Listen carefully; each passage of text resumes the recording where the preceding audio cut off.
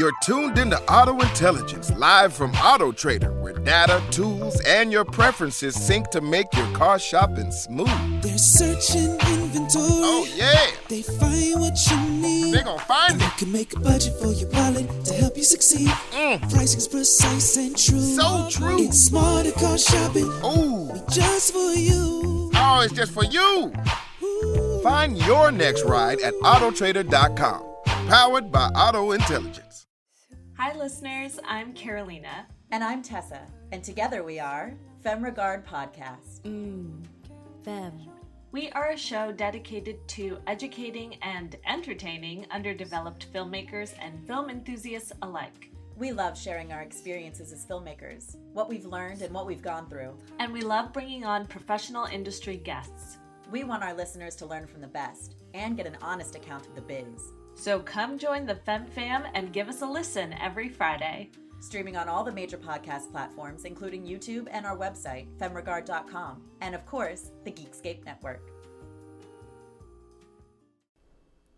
At Maximum Mediocrity, people say things like, I don't dress like this on the regular basis. This isn't my, pooping uniform. This is not and they also say things like, The nurses are usually either angels of mercy or whores. Every episode is a new experience where you get to know people that aren't famous but should be. Why am I facing Floyd Mayweather in the woods? My co-host Morgan and I track down the people you didn't know you needed to hear from. It's like hot sex in a mug. We are the Maximum Mediocrity Podcast, and we are on all major podcasting platforms. We'll be waiting for you.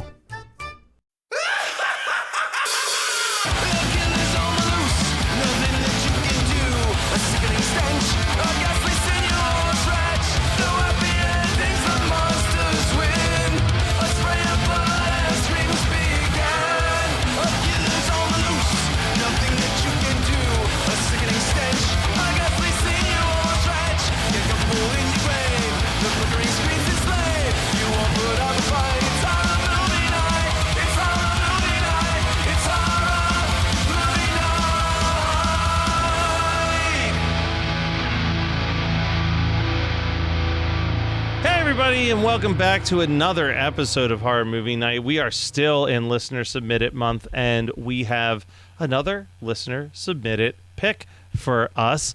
La Casa 5, also known as Beyond Darkness. And let's see who sent us this one. Eli. Eli is back. Who could it be now? Who could it be now? All right, so. Who could Eli? No. That was a good effort. You were giving it that note, but right, Fragasso got me like. He said, "Hey guys, this time I have a suggestion, and if Matt doesn't pick mine, it just means that he doesn't love me anymore now that I've moved back to California. I'm suggesting Beyond Darkness. That comes right from our boy Claudio Fragasso. Oh my God! I said it twice and you still got it wrong. That's so good. I love it. I love this show. It is part of the Italian ripoff La Casa franchise and marketed in Italy as La Casa 5. It also stars Jean LeBrock from the version of Metamorphosis that Kyle was supposed to watch. It's also I got to that point. I was like, I recognize him. Where is he from? And I was going, fuck you, Eli. It's also celebrating the 35th anniversary this year. It's one of the movies with a paragraph summary on Wikipedia where you go, I guess that's what happened in the movie. A family moves into a house built where witches were burned at the stake. While the house is haunted by witches, it is also haunted by an ugly serial killer lady who killed 10 kids and ingested their souls.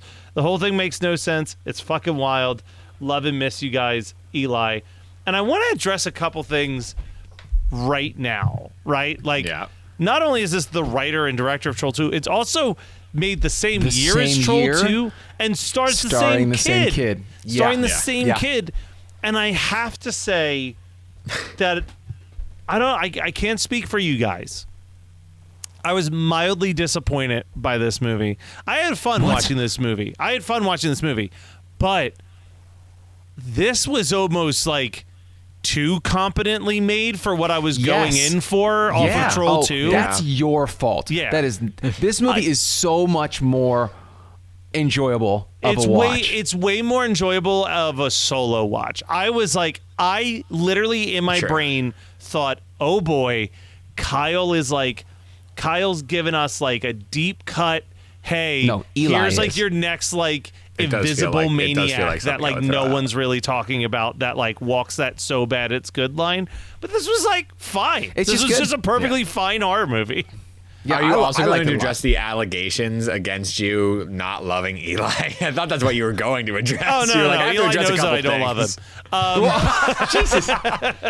Oh, so I had to, before you get into that, unless this is part of the thing, I did have to look up like what the La Casa franchise was. Oh, I was no. You leave that to me. Right. I have a bunch of Scott stuff do that. set up to discuss this shit. But good. And you know, I'll say the thing that I wrote down, and then I'll see what Scott says, because I also did zero research on it. But obviously this movie, and in no way am I trying to take anyone's double features with this, but like this movie is obviously heavily influenced by all of the Amityville films, The Exorcist, and Poltergeist, all kind of like smashed into this singular entity. But you know, sometimes for these deeper cuts, we say maybe you should watch it beforehand. Shit's on Tubi. This is worth your time. Give it a watch. And now, hey, Matt, Scott, what was when? Can you tell the story of what happened when you went looking for this on Tubi? Well, so you post links in our Trello, I do, which is great if I want to watch it on my computer, but I usually want to watch it on my TV. So I have to go into the app and start typing. Yes. And I got to the word Beyond, and Beyond Darkness was the second suggestion ahead of Beyond Boobs, which I didn't even bother to learn more about. But I just thought it was hilarious that a movie existed called Beyond Boobs. I mean, is there anything beyond boobs? I just looked it up now. Beyond Boobs is a 2018 TV movie. Oh. About. Is it about birds? No. It says a hilarious and at times provocative film about a middle-aged American single mother living in Switzerland and her quest to find out if she'll be invisible when she is no longer the woman with the biggest breasts in the room. Okay. What a stupid concept for a movie. It's 53 minutes. But Scott, it says that it's hilarious and sometimes provocative. I honestly can't say anything provocative about that. It just sounds horrible. Yeah, no, it doesn't sound great. Depressing. Anyway, Scott, with all that out of the way, let's roll out the red carpet, and you try to walk us through what a Wikipedia paragraph simply is unable to do. Okay. Oh, and Kyle sounds thirsty. So am I. Kyle, would you like to do the honors first? I picked Lace from Talks because these ladies of Lace, lacy just ladies, hanging out. They're lacy as hell. It's a Czech style Pilsner. This was a tough one. I was struggling a little bit, and then I saw Lace, and it was perfect. It was good. And you know what's so funny is I went with Ghostfish, Shrouded Summit. Yes, okay. And very nice. nice. It's just like I had to because they all wearing. You don't see their faces; they're just wearing shrouds. They're shrouded. Very nice. Okay, we're on the same page there. Oh, that's pretty good. I'm not usually a Belgian white kind of guy, but that's and I also never buy a gluten-free beer because I'm not a celiac. But Ghostfish does some good beer actually. I've had they will be featured more heavily. I did a deep dive into my fridge this afternoon to see what I had, and I'm not going to let you see what these are. I'm going to look at that. That's a list. That is Patreon can pause. 2, 4, 6, 8, 10, 12, 14, 16, 19 beers. More beers the rest of the year? Beers for the years. For the years. Well, those are all the beers that I am I've purchased and forgotten that I purchased them for episodes because I purchased something else or Megan suggested something else. Anyway, so where do we start with this? Tell us about La Casa. Let's start with that because maybe we're confused because we haven't seen the other four. No, you're really not. This is like a beyond the door kind of thing, where they don't, and this is a hilarious little trip. But I want to preface all this by saying, Matt made me feel like I don't do a good job on this show by saying that I have a hard time staying on topic when I'm doing my plot summaries. And the reason it hurt my feelings is because it's true, not because he's wrong. So I'm going to do my... I took very good notes this time, and so it may sound a bit robotic, which would have been better for last week, but there are no robots in this week's episode. But I took notes. I think that I have a very good synopsis of what happens in this movie, but I will also say, if you have not seen La Casa 4...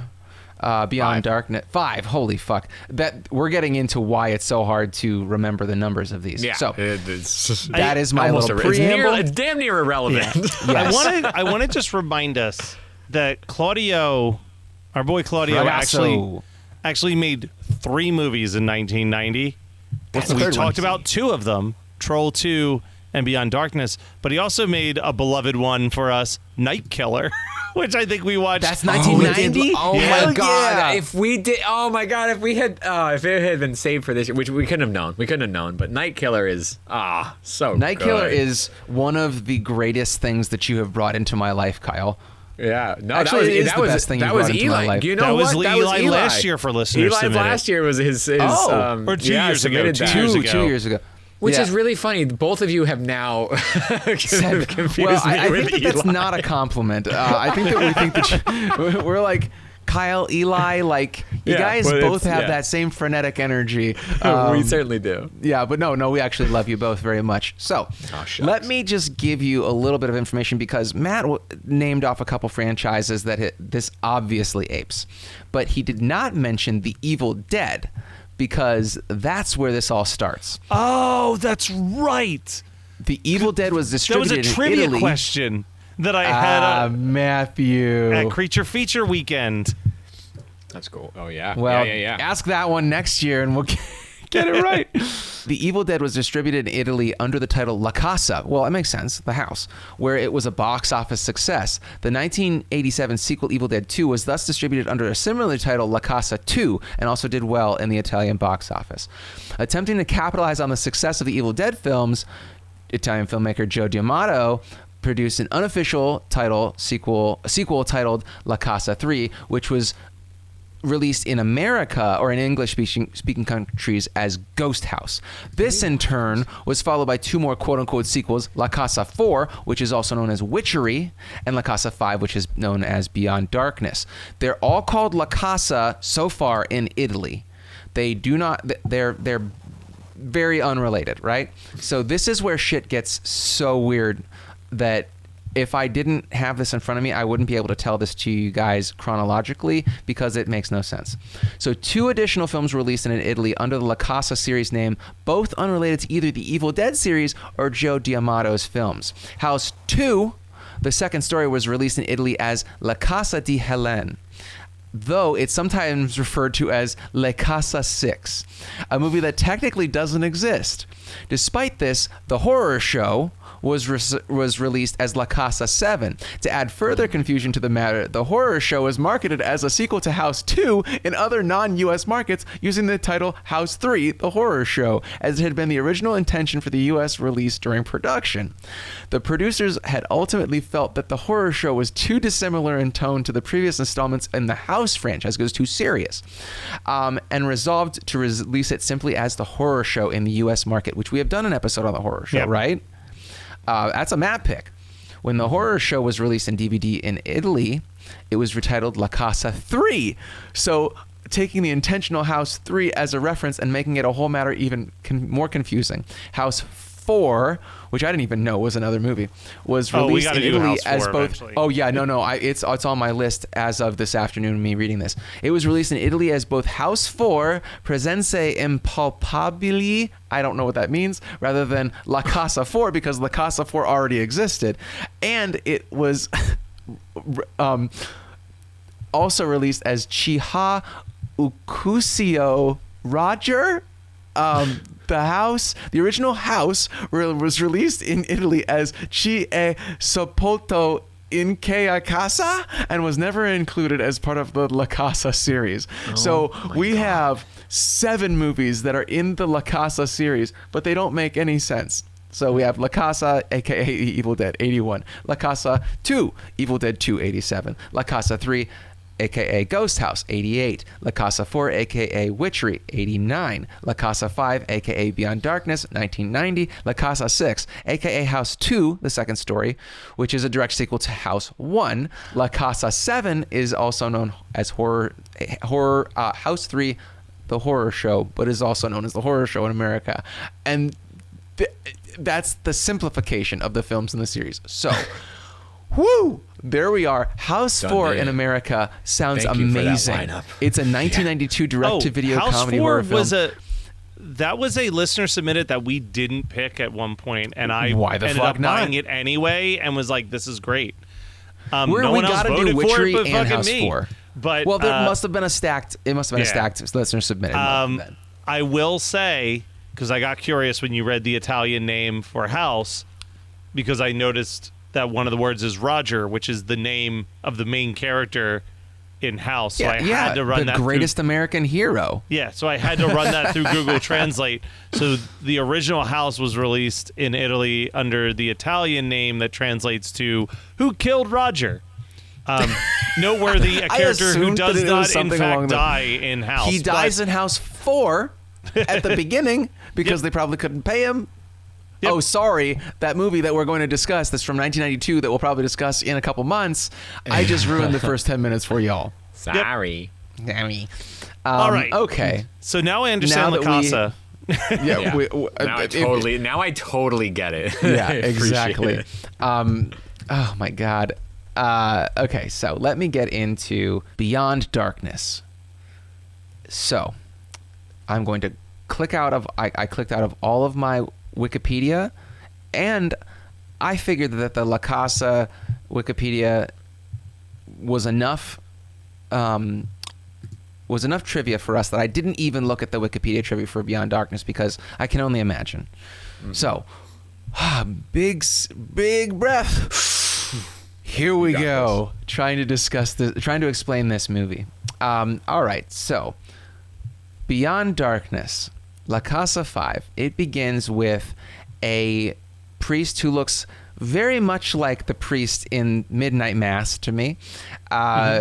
He gets led into a cell with this woman who has some sort of facial lesions, very bad skin, and no hair, who he says, "I'm going to give you your last rites, confess your sins," and she says, "No, I murdered those children, and then I devoured their souls, and they are inside here with me now. I'm going to drag them to hell because I have a black Bible, or an evil Bible that I read because I'm a witch, and my God is Ameth," which they then show a picture of not Ameth, but rather Baphomet. But it's scary in 1990, so it works just fine. She also has another banger of a line. She says, as she's getting walked towards the electric chair to be electrocuted to death for her crimes, she goes, "Come, priest, I want you to witness my last orgasm," which doesn't feel like a bad Italian to English translation, but rather just crazy. I think Fragasso was crass. Very severe and crass. Yeah, and so the priest is like now kind of infected with this darkness because in front of all those ghost children. Yeah, he gets like a little. He doesn't believe her, and then he sees that she's surrounded by the children whose souls she consumed and will be dragging to hell with her when she dies.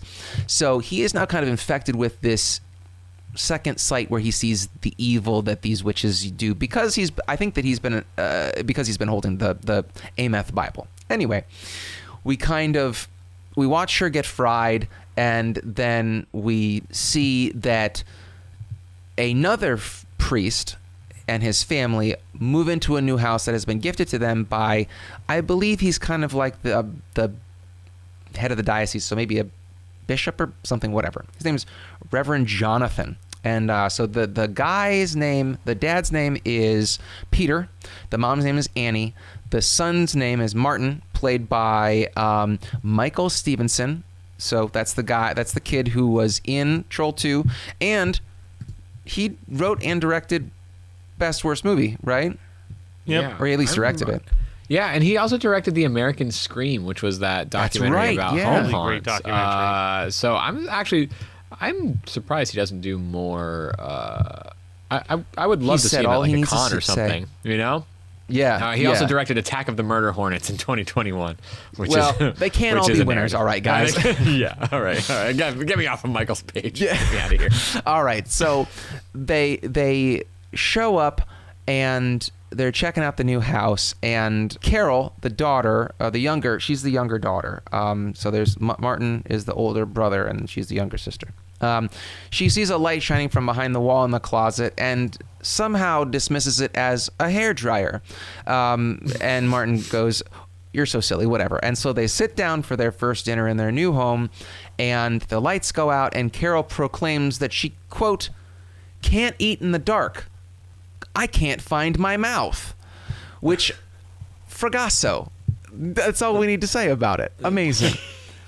They're like, "Oh, it must have just been a circuit breaker." So then the kids try to go to sleep, and the black swan rocking horse, more or less. This gigantic child-sized swan rocking horse. I love it. Good. I love it. Don't say anything about it because it is important for later. Anyway, so they watch it. They are watching it rock by itself in the middle of the night. And as this is happening in the parents' bedroom, Peter and Annie are kind of trying to get it on, but then he wants to read scripture to her because he's a priest, I guess. Also, they're supposed to be Jesuit, which is Catholic, right? But can Jesuit, I mean, maybe I'm asking the wrong people because I don't know this myself, and you guys, I usually school you guys on Christianity. Can Jesuits marry and have kids? Because Catholics can't. I don't know. Anyway, well, that's a great question. This is also an incredibly religious movie. Where it drags because I do not want to see them do an exorcism. It's so fucking boring. We'll get there though. So the window blows open, the wind comes in, and they're like, "Oh, that was weird." And they just kind of like, no one really has a discussion about these supernatural poltergeist-esque things that are happening. So more spooky stuff happens at dinner the next night, and they have like their old school radio starts to whisper at them, and then it blows up when there's no electricity, and it's all this poltergeist stuff, like plates flying everywhere.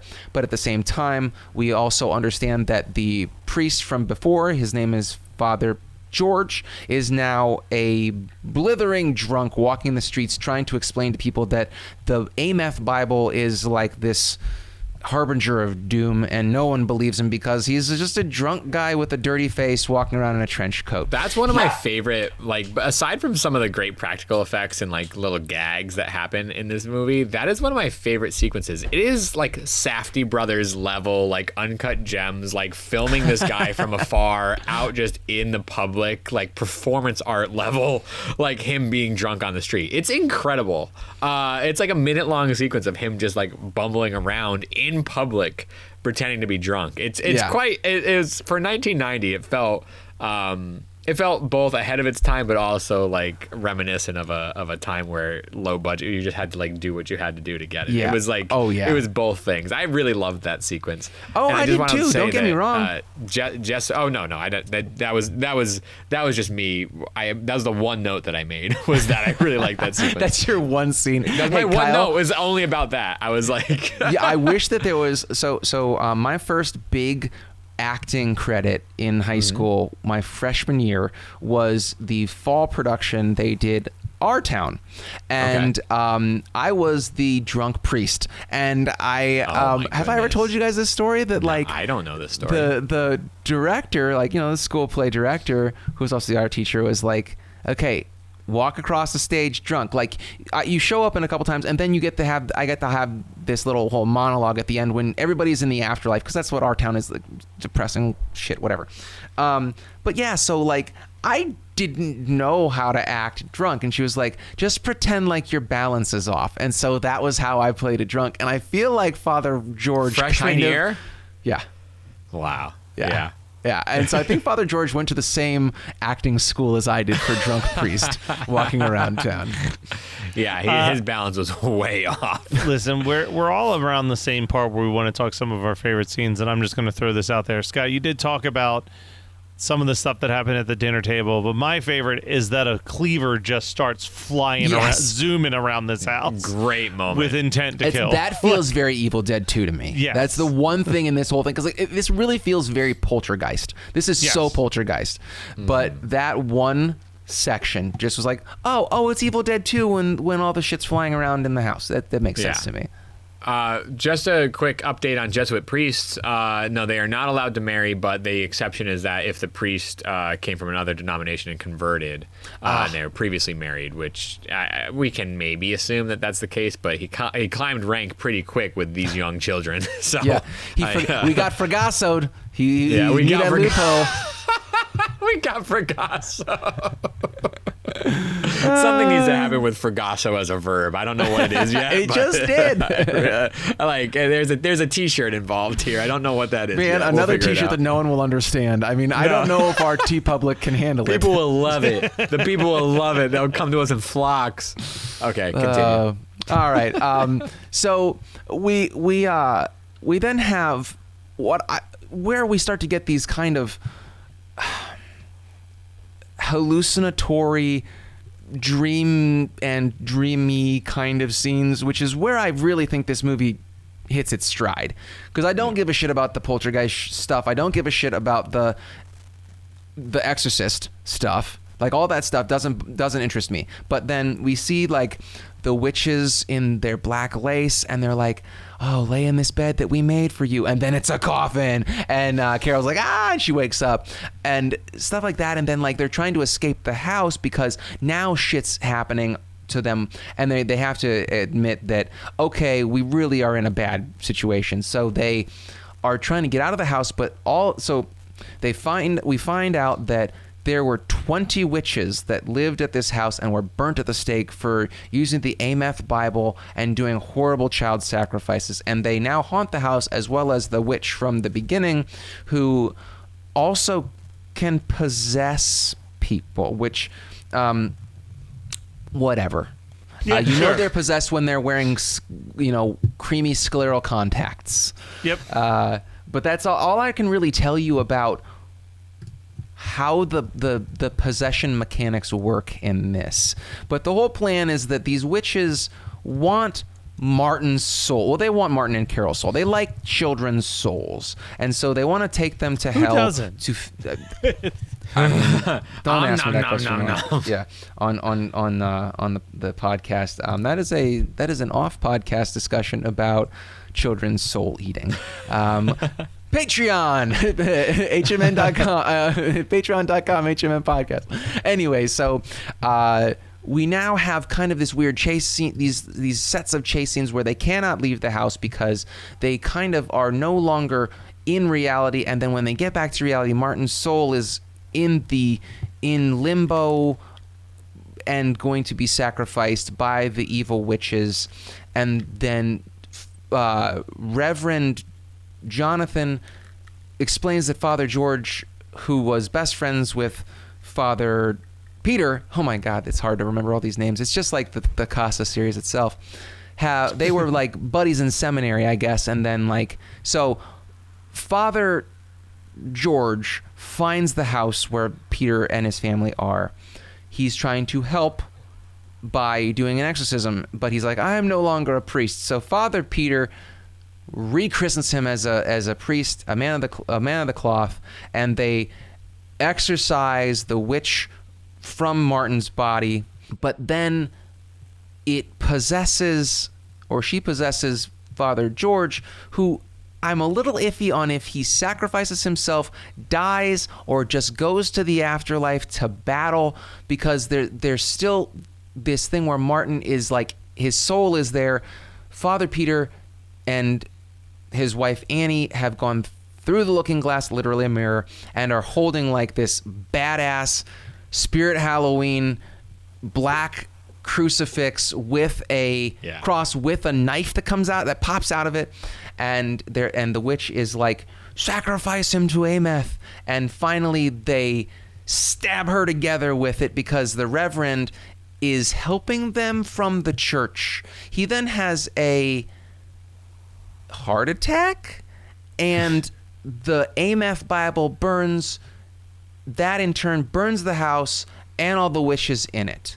Have I missed too much in the details here, guys? No, because the movie barely it connects way better than Troll 2 does without you needing like a fucking map to follow everybody's whereabouts. A little bit better. But like you said, like it kind of, once we get into the possession stuff, the movie does kind of take a real standstill until the priest is possessed. Once we get to this last like 10 minutes, it kicks back into energy a little bit, and even has like, among all the other things that I referred to, like the ending almost has like a low budget Hellraiser vibe to it, where all of these ghastly witches are coming out of anywhere. There is a scene where a veiled woman gives a jump scare, and it's like effective, like in a way that no jump scare in Troll 2 ever was. Like, so. Yeah. Oh, the popcorn didn't freak you out in Troll 2? Popcorn didn't get me. Them eating her and then they're going to eat him. Like, none of that really startled me on the same level. No, you don't. I don't think you don't really miss anything. There is this moment where it does drag a little bit, and if it was an extra Tubi commercial break for me, this is available on Tubi, and I was just like, oh, it's over, and then there was one more set of stuff after this commercial break. I was like, really? But the movie hits a lot of really solid notes. Like I had mentioned before, there's a couple great just like visual gags that I think are really effective, that just got me going, and the fact that there's this like really nasty, she's not even older, she's just like done up witchly, but that she's this like very witchy, angry spirit. I did forget one detail. She's also the bus driver that Father George sees when he's drunk on the street, and she like has all the kids, and she's like, "Find me in hell, you're mine now," or something. He's like, "No, come back." Yeah, she tries to like get him in cahoots through all this. Yeah, it's such a torment. weird. It's such a weird movie, but it's very charming, honestly. You know super what? Charming. She reminded me a little bit of Melissa LaMartino, and I mean that with so much love. There was this, especially when she was driving the bus, I was like, oh, Melissa could just do this as cosplay. That would be incredible. Absolutely get it. Welcome to Only Murders in the Building, the official podcast. Join me, Michael Cyril Creighton, as we go behind the scenes with some of the amazing actors, writers, and crew from season 5. The audience should never stop suspecting anything. How can you not be funny crawling around on a coffin? No, that's true. Catch Only Murders in the Building official podcast, now streaming wherever you get your podcasts, and watch Only Murders in the Building streaming on Hulu and Hulu on Disney Plus for bundle subscribers. Terms apply.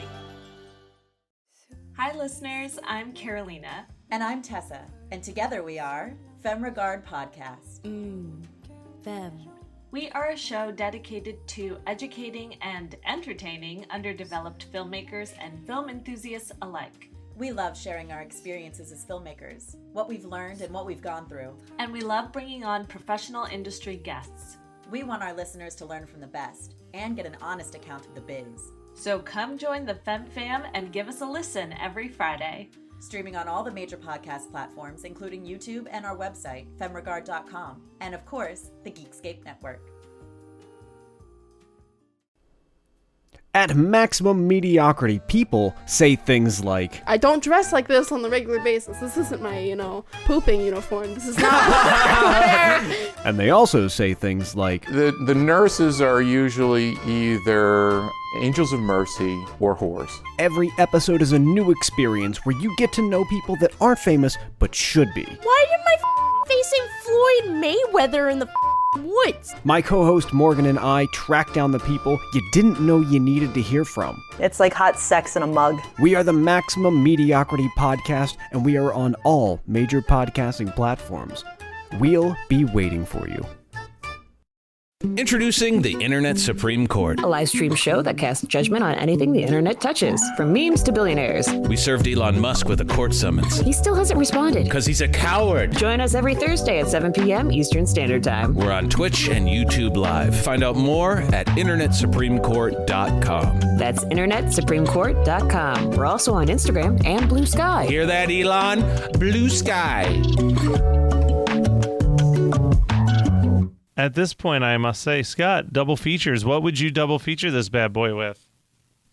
I have two, but I'm going to go with the stronger one. And if you guys want to hear the other one, I can give it to you later or after you go through yours. Yeah. But I really just felt like if I'm going in with Fragasso, if I'm Fragassoing, I'm going to do it twice. Now, I'm not going to do another Fragasso, but I'm going to do something that feels like a spiritual...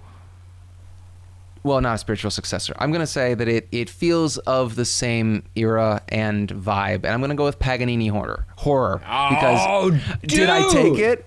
Oh, did I take yours? You almost did. So you almost did. And I'll tell you why afterwards. Damn, that was close. That was very close. Paganini horror for sure. That was really close to what I almost wrote down too. Okay, then I feel like we're kind of in sync then. Yeah. Yeah. I mean, can you imagine that night? Everybody would just scratch their heads for 3.5 hours and be like, okay, guys. Yeah. Did we want to be here? And you did. I 100% approve. Paganini horror was on my list, but then you had mentioned that school bus scene, and I actually wanted to watch Nightmare on Elm Street 2. I thought that it would be like, it's not necessarily in the same vein, and it really only the connective tissue, if you were to draw that comparison, is a possession the movie. bus. But it's a possession movie. It's Freddy Krueger as this a devourer of kids in a lot of ways. I just thought I was like, this could be a good, not totally in the same vein, but still fun double feature. What about you, Matthew? So it's hilarious that Scott went through the entire La Casa history, because what did I miss? did not realize that one of my double features is the OG La Casa. No, not the Evil Dead, the movie House. I was like, this feels very like... I obviously House has way more of a sense of humor to it. Yes. And that's kind of what I felt like after watching this, was like, I just need a little bit more humor. So I went with House.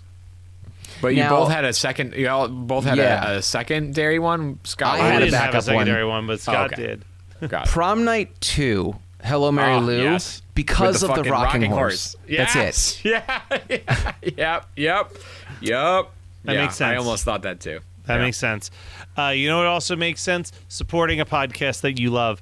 Go to hmnpodcast.dashery.com or our website, hmnpodcast.com, and buy some merch. Check out all the cool stuff that we're rocking and wearing and so on. I don't know why I'm doing that. I'm wearing a shirt that's not one of ours. Also, send us an email at hmnpodcast@gmail.com. Join our Patreon at patreon.com/HMM Podcast. Follow us on all of our socials, Instagram, Facebook, TikTok, Letterboxd. It's all HMN Podcast.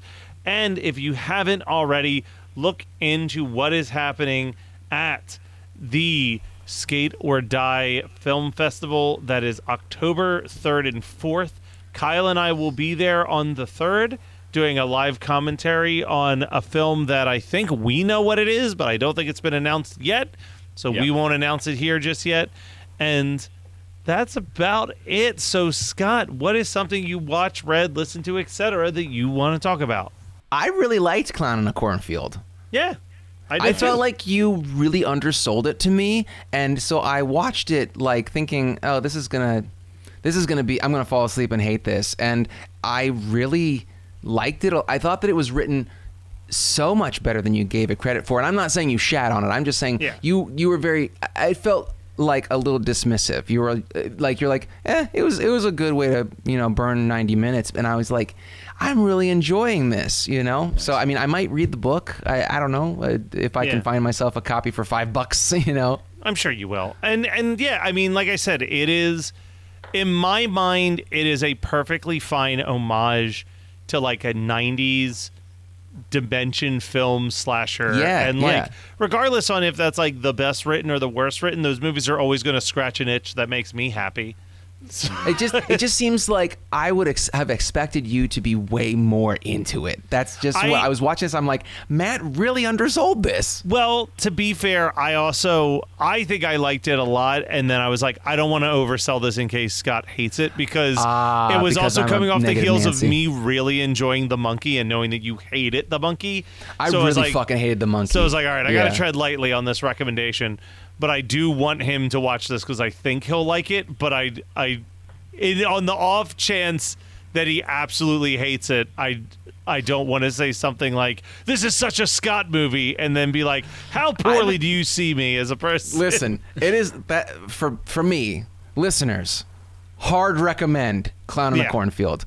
It's not like the best horror movie I've seen all year, but it is a really good time. Great kills, great twists, just fun.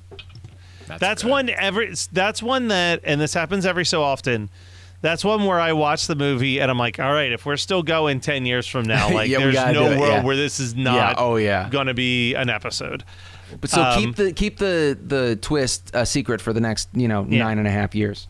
I mean, there's also a part of me that I'm like, maybe we say it every year, but like maybe 2026, it's time for us to do one or two in theater now. Movies, not like at one point we were trying to do like 5 to 6. It's crazy, yeah. But I think we can find 2 new movies every year that we're all like, look, we're gonna watch this no matter what. Let's just all try to watch it the same weekend and put something out. Kyle, how about you? Because mine's gonna be super short. Don't try to control me, Matt. I agree. I would like to do that. Even for my own sake, if I have homework to do, I will do the homework. Yeah. Otherwise, I might not fucking do the work. So maybe I'll watch Clown in the Cornfield before next week's episode. No promises. So I just finished reading a book called Phantom, and I wonder if you know. Is it what this is? homework? It was definitely homework. So I read Susan Kay's Phantom, which was written in 1990. It is the backstory to Eric of Phantom of the Opera fame. Susan Kay wrote this whole backstory about where Eric came from. So Gaston Leroux, who wrote the Phantom of the Opera in the late 1800s, it takes place in the late 1800s. He wrote it in 1909.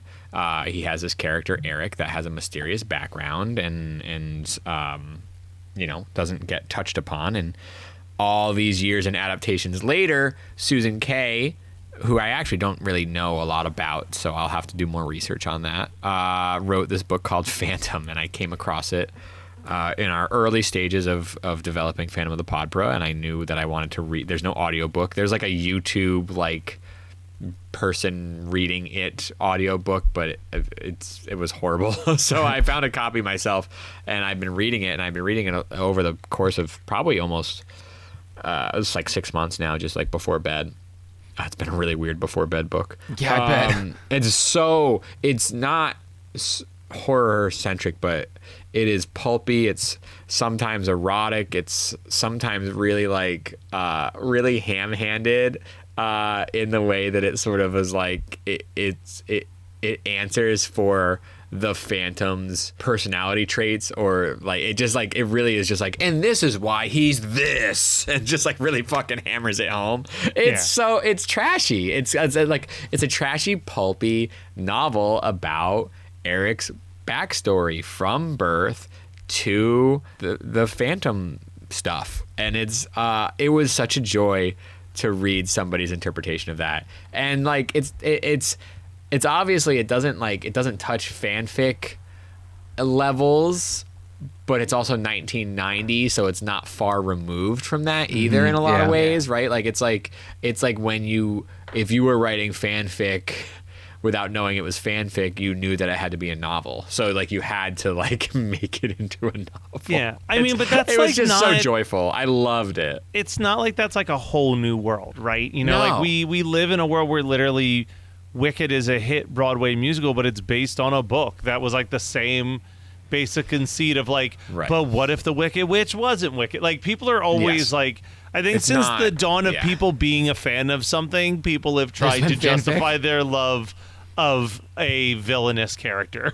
Yeah, yeah, and it's told through various points of view until that last POV or the last main POV is Eric, but it's told like through his mother's eyes, through like a foreman's eyes who like helped raise him, through the Persian. So there's a character that gets left out of a lot of adaptations called the Persian, who is this knowledgeable, a semi-friend or protector of Eric. That we just go through all these instances of like where he came from, and it's just so fun. Like you can find the book because the book's out of print, long out of print now. But you can find like a PDF copy of it easily, and it's I don't know. It was just a lot of fun. I really enjoyed my reads, and it was like it's an extended read for me because I take a long time doing so, but it was worth it in the long haul. Really enjoyed it.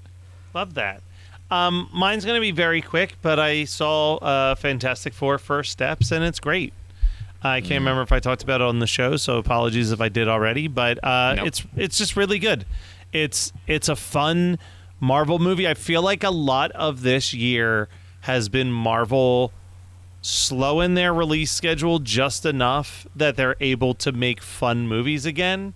Yeah. And that's all we ask for. And like Scott, talk about a movie that I feel like checks all the boxes, like a retro 60s sci-fi, just feel good, wholesome Fantastic Four movie. Like, it's still not a better Fantastic Four movie than the first Incredibles, but it's pretty damn close. Like, all the dynamics are there. There's so many fun, like, this is the closest I'll give to a spoiler, and it's in the first 2 minutes. But like, they do something that I love that's happened this year. I haven't seen Superman yet, but I hear Superman also does this, where we just like skip or quickly zoom past the origin story. So like, the Fantastic Four movie literally begins at the like 5-year anniversary of the Fantastic Four existing, and it starts with a TV show documentary summarizing all the events that brought the Fantastic Four to life in a documentary style in like 3 minutes. And it's so fucking smart to just like speed run that stuff that we've seen a million times in movies and that every comic book fan knows, but like, hey, there might be younger people in the audience. Here's a quick and dirty, like, here's everything you need to know. But like, in that moment, as they're showing the footage, they even recreate the famous Fantastic Four issue 1 cover of them fighting like a giant green monster coming out of the ground. The like attention to detail on that, where it's like, no, we are firmly leaning into like the 60s aesthetic, the 60s vibe of these comics, the like pursuit of science, and then still it feels like powerfully relevant to 2025 at the exact same time. It's really, really, really wonderfully made. Definitely, like, I'm not one that has like I'm sure that there are people who have like their master lists of like, here's my ranking of every single thing that Marvel's ever released. But if you're taking like TV shows off the table and stuff, this is probably a top 5 Marvel movie for me. Like, it has that rewatchability that like the first Iron Man has, or the first Guardians movie has, where it's like, oh, it's under 2 hours, it's feel good. I was just going to ask what the runtime was. Yep, it's Kyle's time is money, including all of the post-credit stuff that you don't truly need. It's an hour 55. That's good. So like, it's over in like an hour 45, and then 10 minutes. The mid-credit sequence you can stay for. The post-credit sequence you do not need to stay for. Like, the post-credits is just like, I can't wait for like the 2/3 credit sequence. Yeah, just like, in the really middle of the movie. They're just like That's actually just called a scene in the movie. There's just a scene in the movie. Weird, but we're gonna redefine it. We're gonna change it. I really like that 2/3 moment in Spider-Man when Uncle Ben dies. Spoilers. Anyway, speaking of things that die, I'm sure people in next week's movie. So stay tuned, subscribe, all of that stuff for the final listener submitted movie pick.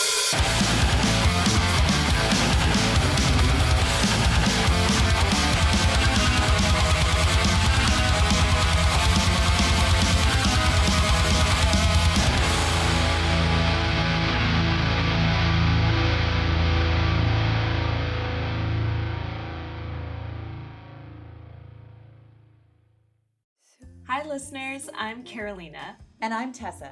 And together we are Femme Regard Podcast. Femme. We are a show dedicated to educating and entertaining underdeveloped filmmakers and film enthusiasts alike. We love sharing our experiences as filmmakers, what we've learned and what we've gone through. And we love bringing on professional industry guests. We want our listeners to learn from the best and get an honest account of the biz. So come join the Femme Fam and give us a listen every Friday. Streaming on all the major podcast platforms, including YouTube and our website, femregard.com. And of course, the Geekscape Network.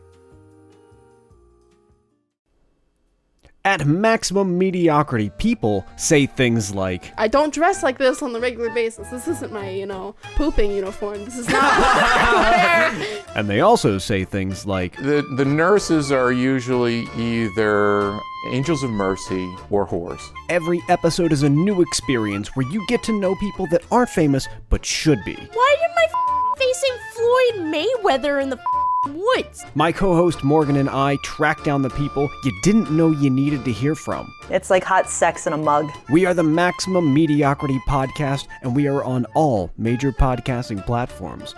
We'll be waiting for you. You're listening to the Geekscape Network.